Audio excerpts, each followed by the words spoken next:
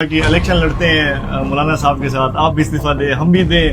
آپ کی حکومت کا خاتمہ ان کے لیے جو ہے وہ ایک چٹکی برابر کی چیز ہے. چیلنج کرتے وقت کم از کم اپنی اوقات بھی دیکھنی چاہیے. ڈیر اسماعیل خان کے میئر صاحب جو سارا دن گھوڑوں اور کتوں کے ساتھ سوئے ہوئے ہوتے ہیں، بھی جاگ کر آ گیا میرے خلاف بیان دینے کے لیے. ضیاء الرحمان کا یہ لیول نہیں ہے کہ اگر مفتی محمود کے بیٹے کا یہ لیول نہیں ہے تو تمہارے باپ کا نام بھی جس کو نہیں آتا اس کا لیول ہے کہ پھر وہ اس کو قبول کرے. پوچھو کسی سے تمہارے باپ کا نام کسی کو آتا ہے؟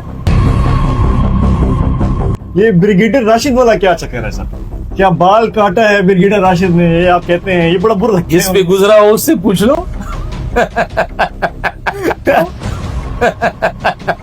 یا بال کاٹنے والا بتا سکتا ہے یا جس کے بال کٹے ہوئے وہ بتا سکتا ہے. ابھی تو مفتی محمود کے اس بیٹے نے چیلنج قبول کیا ہے. یہ بڑے بیٹے کو چیلنج کر رہے تھے. میں نے کہا چاہے میں اس کو وزیر اعلیٰ مانوں نہ مانوں، چاہے ڈمی وزیر اعلیٰ ہے، چاہے کٹپتلی وزیر اعلیٰ ہے، جو مرضی ہے، لیکن اس وزیر اعلیٰ کے گھر سے یہ DHQ اسپتال یہ آدھے کلومیٹر کے فاصلے پر بھی نہیں ہے، آدھے کلومیٹر کے. اور میں گیا ہوں، بدقسمتی سے ایک بیڈ پر 2 اور 3 لوگ پڑے ہوئے تھے اس آفت کے مارے. علی خان ہمیشہ کہتے ہیں کہ مولانا صاحب کے پیچھے نماز نہیں ہوتی، جذبات میں کہہ جاتے ہیں کہ جس کو اپنی نماز کا پتہ ہو، اس کو میں کھڑا کر کے آج آپ کے سامنے کھڑا کر اس کو کہوں کہ جی سبحانک اللہم سے شروع کرو اور سلام تھا. اگر اس نے پوری نماز سنا دی تو مجھے جو میں کہہ دیں. جس کو بندے کو نماز نہیں آتی وہ مولانا فضل الرحمان صاحب کی امامت کی فیصلہ. تو فرق کھوکر صاحب کے حوالے سے بڑے سوالات آ رہے ہیں کہ وہ تو ڈون ہیں، وہ بدماش ہیں، وہ قبضہ مافیا ہیں، اور ابھی وہ اپنا بلیک منی چھپانے کے لیے جمعیت میں شامل ہو رہے ہیں. فرق کھوکر تو یہ جو فلائی اوورز بن رہے ہیں، کوئی ایک اینٹ بھی رکھے گا نا تو ہمیں خوشی ہوگی. یہ تو فلائی اوور ہے. لیکن السلام علیکم، اسامہ یوسف زئی آپ کی خدمت میں حاضر ہے. آپ دیکھ رہے ہیں ڈیرا میڈیا. مولانا ضیاء الرحمان صاحب ہمارے ساتھ موجود ہیں، ہمارے دفتر میں موجود ہیں. سر بہت شکریہ، آپ ہمارے دعوت پہ ہمارے دفتر ہیں. کیسے ہیں سر؟ بہت شکریہ اسامہ، آپ نے دعوت دی، آپ کو دفتر کی مبارکباد بھی دینی ڈیو تھی، تو ہم آج آئے ہیں آپ کے پاس. اللہ تعالیٰ آپ کے اس پورے اس میں جو ہے وہ برکت دے. اور یہ بڑے محنت کا کام بھی ہے اور بڑے اخلاص کا کام بھی ہے اور بڑا مشکل کام بھی ہے. تو اللہ تعالیٰ آپ کو توفیق دے کہ آپ اس سے برسر آ سکیں. آمین سر، بہت شکریہ. ضیاء صاحب، کچھ دنوں پہلے جو آندھی چلی تھی، طوفانی بارش، ایک طرح سے ہم آزمائش کہیں گے، آفت کہیں گے، اس میں بہت سارے لوگ فوت ہوئے ہیں، بہت سارے لوگ زخمی ہوئے ہیں. ان کے بارے میں کیا کہنا چاہیں گے؟ دیکھیں اسامہ، انتہائی تکلیف دہ ایک لمحہ تھا، موقع تھا.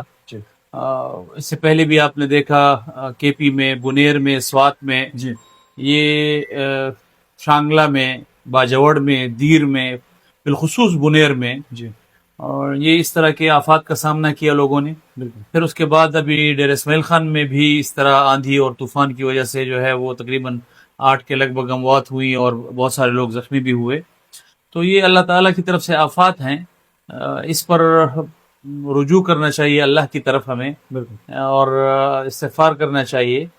ضیاء صاحب یہ بتائیں، آج سے تقریباً کچھ دن پہلے وزیر اعلیٰ صاحب ایک پریس کانفرنس میں بیٹھے تھے، علی گنڈاپور صاحب، انہوں کو پتہ نہیں کیا ہوا، جذباتی ہوئے، انہوں نے کہا کہ الیکشن لڑتے ہیں مولانا صاحب کے ساتھ، آپ بھی استعفیٰ دیں، ہم بھی دیں، پھر ہم الیکشن لڑتے ہیں. اس کے بعد آپ نے جواب دیا علی امین خان کو کہ آپ اپنے بھائی سے استعفیٰ دلوائے، ہم الیکشن لڑتے ہیں یا آپ آ جائیں. تو پھر انہوں کا جواب ابھی تک نہیں آیا. تو یہ سارا ماحول کیا تھا، ذرا یہ بتائیں. یہ تو اسامہ ان سے پوچھنے کا سوال ہے ان سے پوچھنے کہ میں نے تو ان کا چیلنج قبول کر لیا. اب میں نے سنا، پتہ نہیں کس حد تک میں ٹھیک ہوں، کس حد تک نہیں ٹھیک، لیکن بہرحال آپ بہتر جانتے ہیں، مجھے بہتر بتا سکتے ہیں کہ میں نے تو یہ سنا تھا کہ جب میں نے ان کا چیلنج قبول کیا تو ان کا بھائی جو ہے وہ پھر شاید فرانس چلے گئے تھے، پاکستان میں ہی نہیں تھے. تو اگر ان میں یہ ہمت نہیں تھی تو چیلنج نہ دیتے. اب یہ تو ابھی تو مفتی محمود کے اس بیٹے نے چیلنج قبول کیا ہے.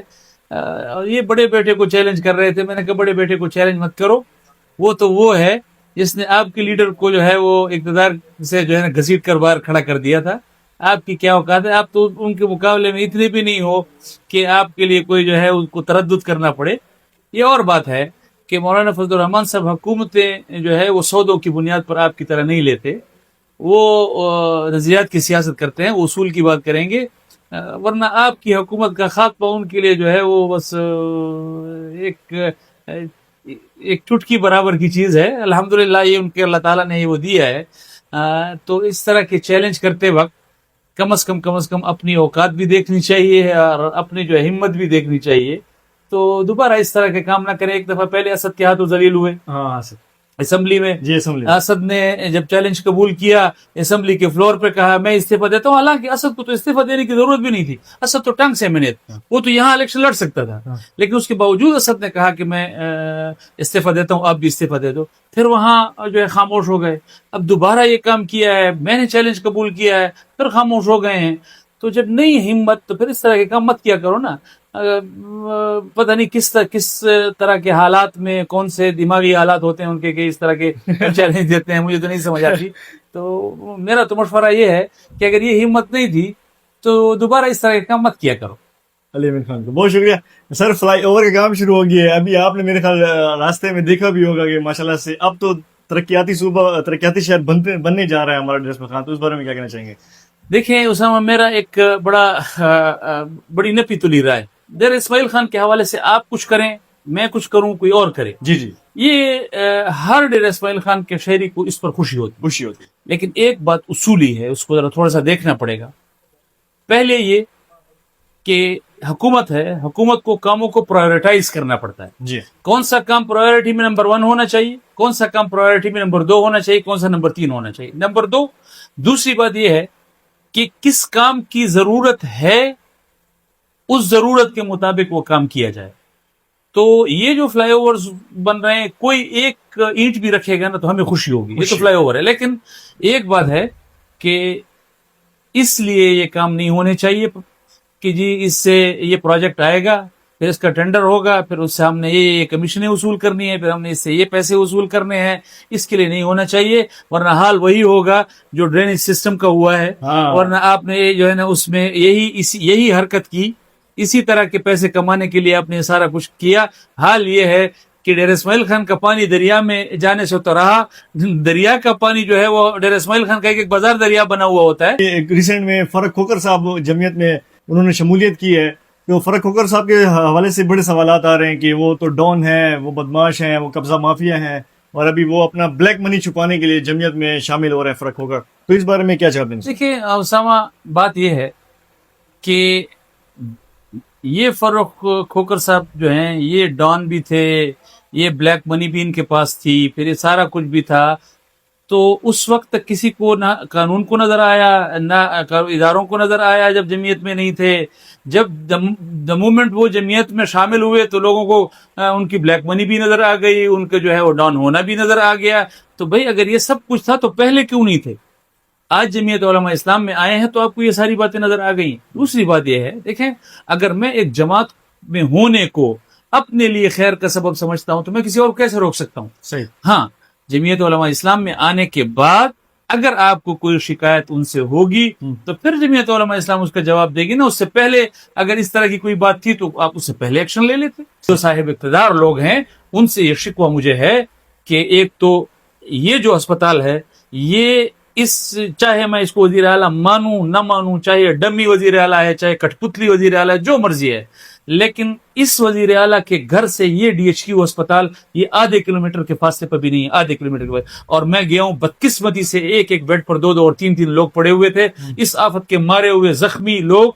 वहां के डॉक्टर्स को तो मैं खराज तहसीन पेश करता हूं कि जो कुछ उनके पास इस अस्पताल में अवेलेबल था वो मरीजों के लिए उन्होंने जो है वो पेश किया हुआ था, वो खिदमत कर रहे थे। लेकिन इनको इतनी भी हया नहीं है कि आधे किलोमीटर पर इस डमी वजीर आला का घर है इस अस्पताल के साथ, और हालत यह है कि इमरजेंसी में मरीजों के लिए बेड मौजूद नहीं है, एक एक बेड पर 3-3 मरीज मौजूद हैं। और अगर मैं अपने घर के लोगों को पूछने के लिए अस्पताल चला गया हूं तो अब हालत यह है कि कभी एक डॉक्टर को कॉल करके कहते हैं कि जी तुम जो है वो ज़ियाउर रहमान के साथ वीडियो में क्यों नजर आए, कभी दूसरे को कहते हैं हम आपके खिलाफ ये करेंगे। यानी ये लेवल है, और मैं समझता हूं कि यही इनका लेवल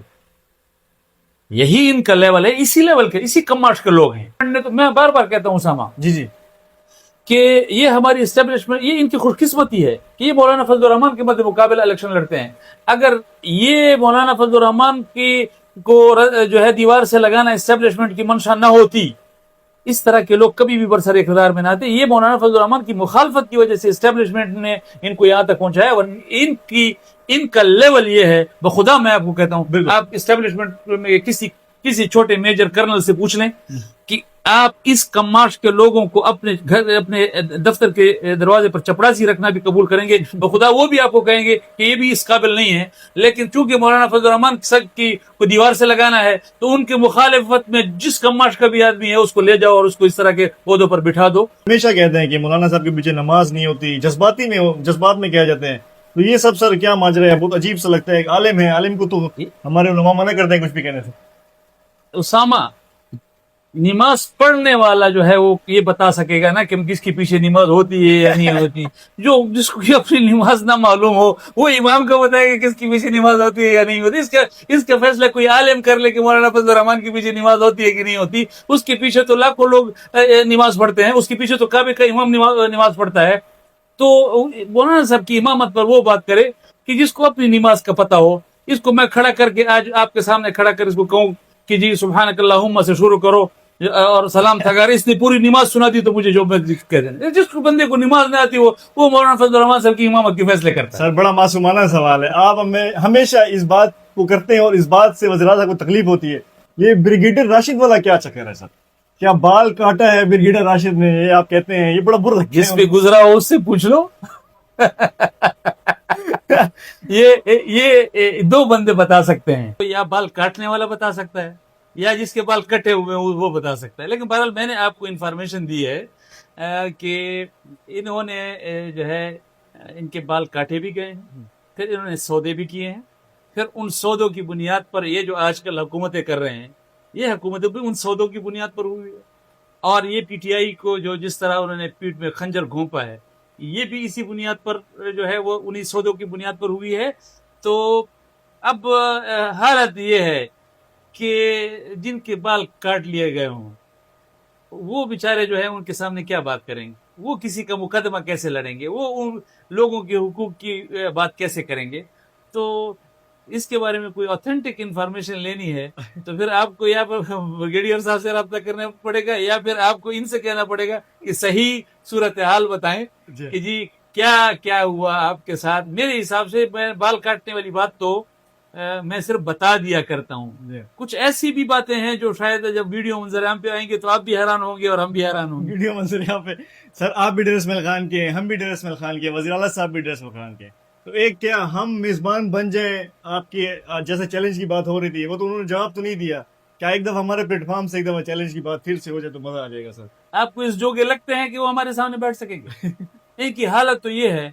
اس دن میں آپ چیلنج کی بات کرتے ہیں, دیکھیں میں نے پہلے بھی ابھی آپ کے سوال کے جواب میں کہا کہ اسد کو چیلنج کیا, اسد نے قبول کیا, بھاگ گئے. پھر مولانا صاحب کو چیلنج کیا, میں نے قبول کیا, بھاگ گئے.